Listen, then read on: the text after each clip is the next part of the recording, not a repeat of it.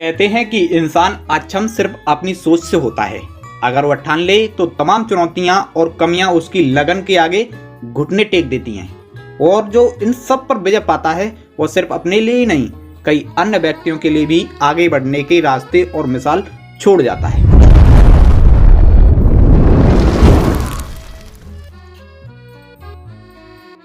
ऐसा ही एक नाम है लुइस ब्रेल का।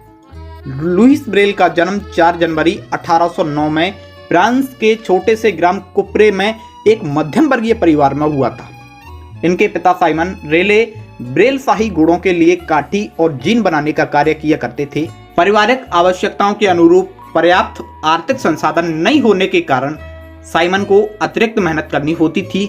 इसीलिए जब बालक लुइस मात्र 3 वर्ष के हुए तो उनके पिता ने भी उन्हें अपने साथ गुड़ों के काठी बनाने के कारखाने में खेलने के लिए एवं हेल्प करने के लिए अपने साथ रख लिया। अपने स्वभाव के अनुरूप 3 वर्षीय बालक अपने आसपास उपलब्ध वस्तुओं से खेलने में अपना समय बिताया करता था। इसीलिए बालक लुइस के खेलने की वस्तुएं वही थीं जो उनके पिता द्वारा अपने कार्य में उपयोग की जाती थीं, जैसे कठोर लकड़ी, रस्सी, लोहे के टुकड़े, घोड़े की नाल, चाकू और इत्यादि काम आने वाले लोहे के औजार। किसी 3 वर्षीय बालक को अपने नजदीक उपलब्ध वस्तुओं के साथ खेलना और शरारतों में लिप्त रहना नितांत स्वाभाविक भी था। एक दिन काटी के लिए लकड़ी को काटते समय इस्तेमाल किया जाने वाला चाकू अचानक उछलकर उस नन्हे बालक की आंख में जा लगा और बालक की आंख से खून की धारा बह निकली। रोता हुआ बालक अपनी आंख को हाथ से दबाकर सीधे घर आया और घर में साधारण जड़ी लगाकर उसकी आंख पर पट्टी कर दी गई। शायद यह माना गया होगा कि छोटा बालक है तो शीघ्र ही चोट स्वतः ठीक हो जाएगी।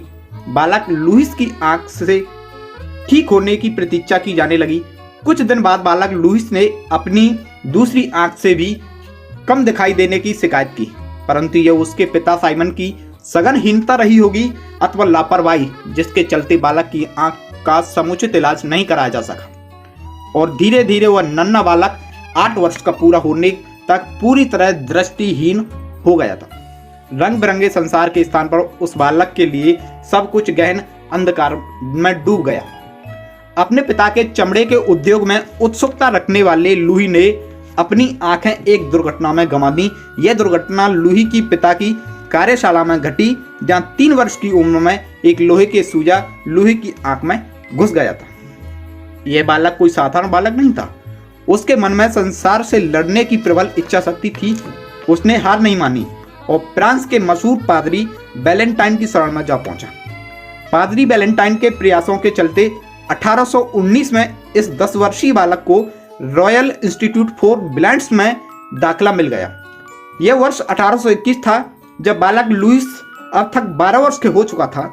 इसी दौरान विद्यालय में बालक लुइस को पता चला कि शाही सेना के सेवानिवृत्त कैप्टन चार्ल्स बार्बर ने सेना के लिए ऐसी कूटलिपि का विकास किया है जिसकी सहायता से वे टटोलकर अंधेरे में भी संदेशों को पढ़ सकते थे। कैप्टन चार्ल्स बार्बर का उद्देश्य युद्ध के दौरान सैनिकों को आने वाली परेशानियों को कम करना था। बालक लुइस का मस्तिष्क सैनिकों के द्वारा टटोलकर पढ़ी जाने वाली कूटलिपि में दृष्टिहीन व्यक्तियों के लिए पढ़ने की संभावना ढूंढ रहा था। उसने पादरी वैलेंटाइन से पूछा, यह इच्छा प्रकट की कि वह कैप्टन चार्ल्स बार्बर से मुलाकात कैसे कर सकता है। पादरी ने लुइस के कैप्टन से मुलाकात की व्यवस्था कराई। अपनी मुलाकात के दौरान बालक ने कैप्टन के द्वारा सुझाई गई कूटलिपि में कुछ संशोधन प्रस्तावित किए। कैप्टन चार्ल्स बार्बर उस अंधे बालक का आत्मविश्वास देखकर दंग रह गई। अंततः पादरी वैलेंटाइन के इस शिष्य के द्वारा बताए गए संसाधनों को उन्होंने स्वीकार किया। कालांतर में वह स्वयं लुइस ब्रेल ने 8 वर्षों के अथक परिश्रम से इस लिपि में अनेक संशोधन किए और अंततः 1829 में 6 बिंदुओं पर आधारित ऐसी लिपि बनाने में सफल हुए। लुइस ब्रेल के आत्मविश्वास की अभी और परीक्षा होना बाकी था, इसलिए उनके द्वारा आविष्कृत इस लिपि को तत्कालीन शिक्षा शास्त्रियों द्वारा मान्यता नहीं दी गई और उनका मखौल उड़ाया गया। सेना के सेवानिवृत्त कैप्टन चार्ल्स बार्बर के नाम का साया लगातार इस लिपि पर मंडराता रहा और सेना के द्वारा उपयोग में लाए जाने के कारण इस लिपि को सेना की कूटलिपि ही समझा गया। परंतु लुइस ब्रेल ने हार नहीं मानी और पादरी वैलेंटाइन के संवेदनात्मक, आर्थिक एवं मानसिक सहयोग से इस शिष्य ने अपनी आविष्कृत लिपि को दृष्टिहीन व्यक्तियों के मध्य लगातार प्रचारित किया। उन्होंने सरकार से प्रार्थना की कि इसे दृष्टिहीनों की भाषा के रूप में मान्यता प्रदान की जाए। यह लुईस का दुर्भाग्य रहा कि उनके प्रयासों को सफलता नहीं मिल सकी और तत्कालीन शिक्षा शास्त्रियों द्वारा इसे भाषा के रूप में मान्यता दिए जाने योग्य नहीं समझा गया। अपने प्रयासों को सामाजिक एवं संवैधानिक मान्यता दिलाने के लिए संघर्षरत लुईस 43 वर्ष की अवस्था में अंततः 1852 में जीवन की लड़ाई से हार गए, परंतु उनका हौसला, उनकी उम्मीद उनकी मृत्यु के बाद भी जीवित रहा। उनका देहांत 6 जनवरी 1852 को हुआ। लुईस ब्रेल द्वारा आविष्कृत 6 बिंदुओं पर आधारित लिपि उनकी मृत्यु के उपरांत दृष्टिहीनों के मध्य लगातार लोकप्रिय होती गई। लुईस की मृत्यु के घटना के बाद शिक्षा शास्त्रियों द्वारा उनके किए गए कार्य की गंभीरता को समझा जाने लगा और दृष्टिहीनों के मध्य लगातार मान्यता पाती जा रही लिपि के प्रति अपने पूर्वाग्रहपूर्ण दकियानूसी विचारों से बाहर निकलते हुए इसे मान्यता प्रदान करने की दिशा में विचारित किया गया।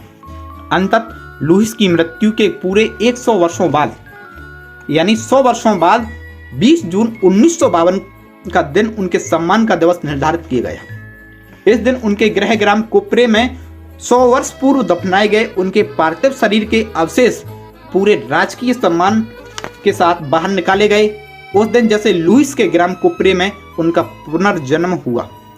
स्थानीय प्रशासन तथा सेना के आला अधिकारी जिनके पूर्वजों ने लुईस के जीवन काल में उनको लगातार उपेक्षित किया तथा दृष्टिहीनों के लिए उनकी लिपि को गंभीरता से न लेकर उसका मखौल उड़ाया गया, अपने पूर्वजों के द्वारा की गई गलती की माफी मांगने के लिए उनकी समाधि के चारों ओर इकट्ठा हुए। लुईस के शरीर के अवशेष सह सम्मान निकाले गए।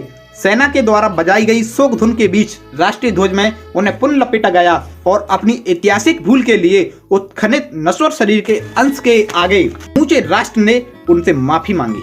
राष्ट्रीय धुन बजाई गई और इस सब के उपरांत धर्माधिकारियों के द्वारा दिए गए निर्देशन के अनुरूप लुईस से ससम्मान चिन्ह निद्रा में लीन होने की प्रार्थना की गई और उनके लिए बनाए गए स्थान में उन्हें राष्ट्रीय सम्मान के साथ पुनः दफनाया गया।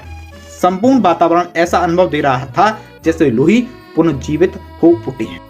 भारत सरकार ने सन 2009 में लुईस ब्रेल के सम्मान में डाक टिकट जारी किया है।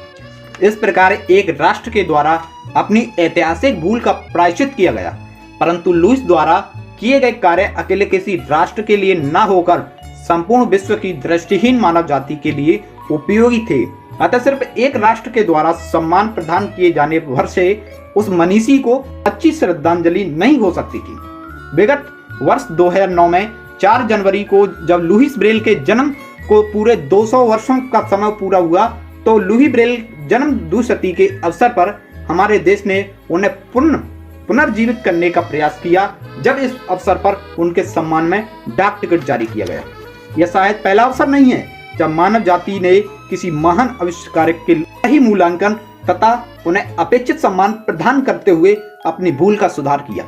ऐसी परिस्थितियां संपूर्ण विश्व के समक्ष अक्सर आती रहती हैं जब किसी महान आत्मा के कार्य को समय रहते ईमानदारी से मूल्यांकित नहीं किया जाता तथा उनकी मृत्यु के उपरांत उनके द्वारा किए गए कार्य का वास्तविक मूल्यांकन हो पाता है।